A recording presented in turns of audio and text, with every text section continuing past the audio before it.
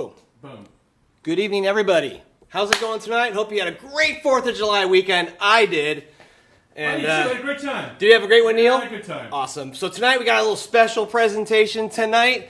We live in this amazing Monterey Bay. It's such a beautiful place, and there's so many amazing things you can see and do. And one is some people really like to explore and find sea glass. And a friend of mine named Scotty, who really loves hunting sea glass in Monterey Bay, gave me a little bag of some of his collections. And we trade skateboards and stuff, and so it works out great. So tonight, I just want to show you some of the stuff. Tonight we're supposed to have a guest. We were supposed to have a guest. But he's not here. And so I was showing Neil my great collection of sea glass, and we're like, wow, there maybe some other people would be interested in seeing like the sea glass that can be found here in Monterey Bay. You will never find it.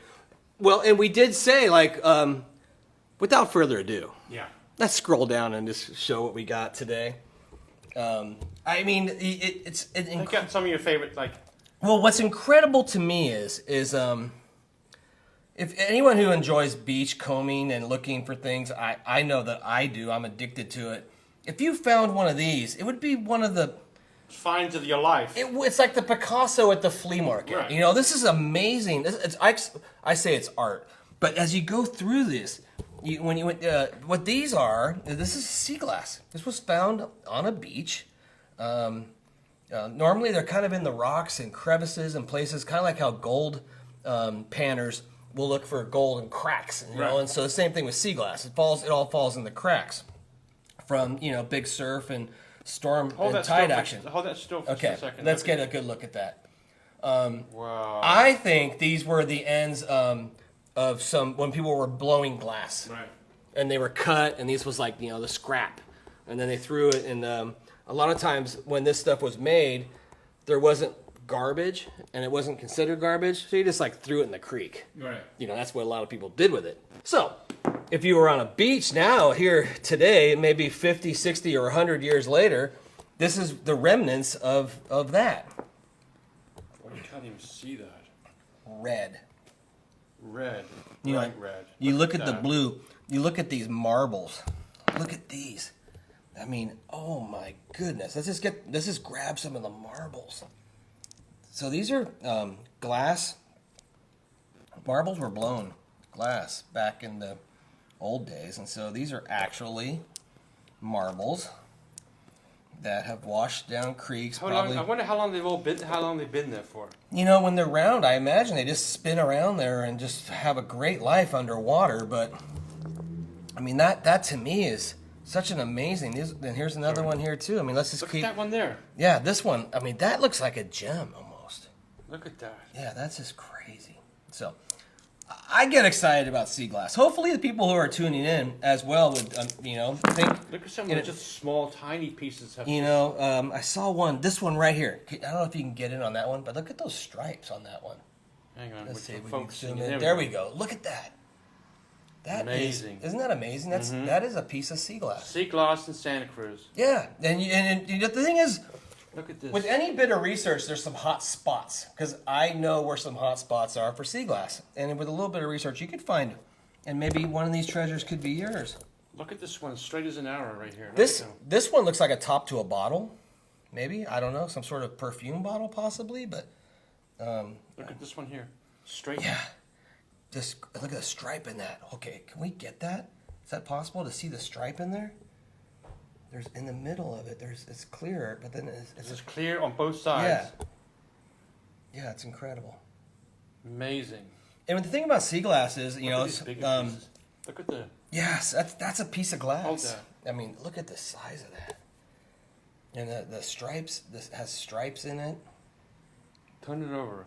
Look at that. Yeah, tonight we were supposed to have a guest, a surfboard builder, and a lot of this reminds me of the resin that comes off of surfboards when you laminate them, and gets on the floor, and you smash it with hammers to break it up. And Vince Broglio makes his amazing art from doing that. Mm-hmm. So a lot of this kind of reminds me of the resin art, and then these mushroom top things. I mean, I don't. If you found one of those on the beach, you'd like the find of the year. It'd be honestly the Holy Grail, in my opinion. Because I've been beachcombing my entire life. I have never seen anything like this on the beach. And remember, every single one of these was found within a 15-minute drive of Santa Cruz, which is really incredible to think that, you know. So amazing, TC. yeah, and all the blue, and then look at this little guy. I mean, there's just some of these little ones are so incredible. Look at the little piece of green on there. Yeah, sea glass. Amazing. Yeah. It's you know, honestly, it's trash, right? But it's so beautiful. How can you think of it that way? But well, one man's trash is another man's treasure. you know, this is the one trash that went into the ocean that I think came back as a gift, whereas plastics and a lot of metals and stuff aren't. You should have a display case here at the board. I don't know if you have the room, but what amazing people come in and see the sea glass, you know. To think that it's right here in our backyard. On one of those racks over there would be kind of cool, huh? You know, interesting, James Antonelli, who's a pretty famous Pleasure Point guy, he loves to dig bottles. Right. And, you know, everything came in glass back then. You know, every liquid that you got basically came, a lot of it, in glass. Right. And then that glass was all thrown in the outhouse. And the outhouses were usually in the back of the properties.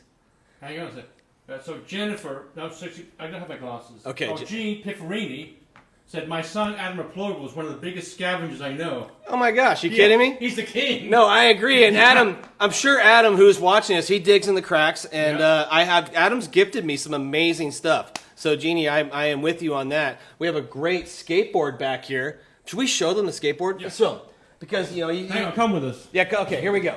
So when you think about things that were found on the beach...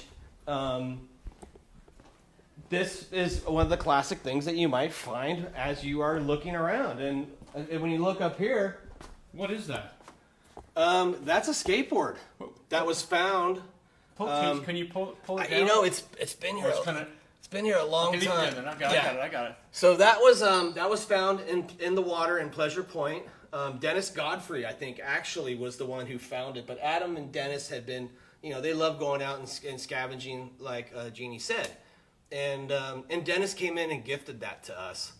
And to me, I love it for a couple different reasons. One, it looks like it was art that was created, and it was created by nature. And two, it's from right down the street. Yeah. Three, it's a skateboard. So it's amazing. I'm happy to have that. So thank you, Dennis and Adam. Adam, you know, what's interesting is we talk about those the marbles. What's interesting about the marbles is that some of those marbles were not perfectly round. They were rounded over time. Right. And one of the things that Adam has found scavenging along Soquel Point is he's found in some of the cracks, a rock will fall into a crack, and over 100 years of ocean hitting that rock and rolling around in there, it turns into a sphere. And one day I was at Adam's house, and I looked at these spheres, and I was like, wow, what are these spheres? And he explained to me that same story and gifted one to me. Whoa. Yeah, and it's in my backyard. I'm gonna check that out. Yeah, and I have a case here. I know, and I see that all the time, and that thing is really cool. So, Adam, if you're watching, thank you. But take another view real quick. yeah, one more look. So again, so you look at the marbles, and you're like, you know, I don't know how many of these maybe turned into marbles or how many started as a marble, but they're amazing. You know, we go back to the to these, which they almost look like bottle stoppers, but those are just incredible. These blue and white ones, they just remind me of like that high-end glass art that you would see like at your grandma's house, like some sort of vase or something. And to find red glass, you know, you look at some of this. Some people will look years and not find. Look at this TC, the black and then the green over here. Look at that. That was incredible. You know, like you might go a lifetime and not find this much red glass. You know, it's like that's if you walk down a beach and saw that, I know that I've never found anything that a lot of people chiming in with different spots and different places to go find. So thanks for chiming in. We appreciate it. Yeah, you know, it's I think the cool thing about it is, again, we live here right here in this beautiful bay, and not only is the bay a treasure, the bay giveth treasures. You know, so. So pack your trash if you're coming down here too. Yeah, I mean, the cool thing about this is, you know, today we're so involved in beach cleanups and being environmentally conscious. Back then, the correct way to get rid of glass is that you actually threw it in the creek. Right. Times have changed. Yeah. So, you know, what's happened now is that the glass is being taken back out Yeah. and shared like we're trying to do right now. So, anyways, Neil. Thanks, buddy. Yeah, just thought we'd share that. So we're gonna show tomorrow night at KSCO. By the way, everybody, we're back at KSCO on Wednesday nights. With our new sponsor, Manscaped. Manscaped. In fact, I'm ready to. Your balls will thank you. Are we gonna mow this too? All right. Well, so Manscaped, thanks for the help. Right. Yeah, So my wife's pretty excited. By the way. We have a good guest tomorrow. Yeah. Mickey Vukovic is the director of operations for the 2021 USA skateboarding team, Which is incredible. You know, you think about it, it's the first time skateboarding has been in the Olympics. And it's been, I don't know how many years since snowboarding got in the Olympics, but the fact that snowboarding beat skateboarding to me is a mystery in itself. But John Simon, who was a Santa Cruz skateboards and snowboard team rider, won the first gold medal for snowboarding in the Olympics. Cool. So tomorrow night we'll learn about Olympics. Yep. Tune in if you're interested about skateboarding in the Olympics, because I am. I got a lot of questions. Like, is Toyota going to buy skateboarding? Who takes over? Will it be profitable? What's the future? Is the core going to? How did they get selected? I wonder how they got selected. How they got picked out? What kind of contest? So tomorrow night we'll learn all about that. Tune in. What time? 7 o'clock. 7 o'clock, and you can Facebook Live with Santa Cruz Waves, stream KSCO.com. And we'll save it, and it'll be every podcast all over the world. Absolutely. One more look at our sea glass tonight. You know, you guys, it's here. This is all found within 15 minutes of Pleasure Point. By the way, our website is getting completely updated by the company called Opposite of East, Santa Cruz company. Revamping our website. It's going to be badass. Wow. All right. Well, that's awesome. All right. We'll see everybody tomorrow night. Thanks, TC. Okay.